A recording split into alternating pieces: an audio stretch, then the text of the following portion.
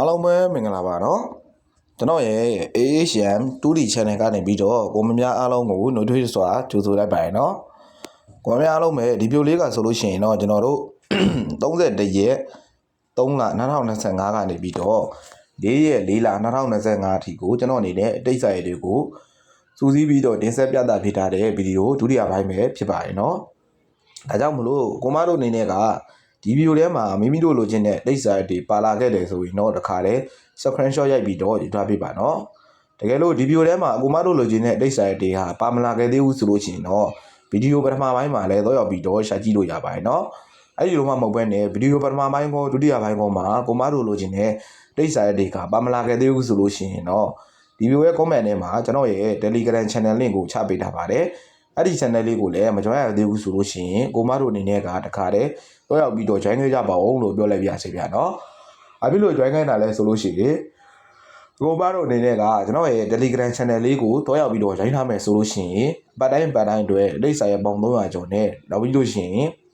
နေ့တိုင်းအတိတ်စာရဲ့အစုံလေးကိုနေ့တိုင်းကဏ္ဍတွေကိုတခါတည်းပရိကြည့်ရှုရမှာပဲဖြစ်ပါတယ်နော်။ဒါကြောင့်မို့လို့ကိုမတို့အနေနဲ့ကကျွန်တော်ရဲ့ Telegram channel လေးကိုမ join ရသေးဘူးဆိုရင်တခါတည်းတော့ရောက်ပြီးတော့ join ခဲ့ကြပါဦးလို့ပြောလိုက်ပြစေခင်ဗျာ။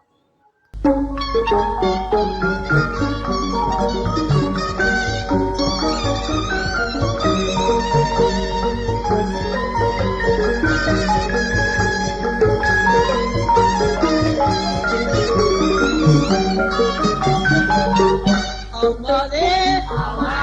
ဒီညနဲ့ချွေတပြေနုခက်ဝေရွှေရလာဝလို့တောင်းစုပါချွေကဘာမြေအမိပြုတဲ့လူတို့အားလုံးကြမှာချမ်းပါလေအောင်ပါလေဒီညနဲ့ချွေတပြေနုခက်ဝေရွှေရလာဝလို့တောင်းစုပါချွေကဘာမြေအမိပြုတဲ့လူတို့အားလုံးကြမှာချမ်းပါလေဗမာနိုင်ငံတော်ဝဲမင်းတစ်ထက်ကုန်တယ်လေပိုက်ရှိလေမှာ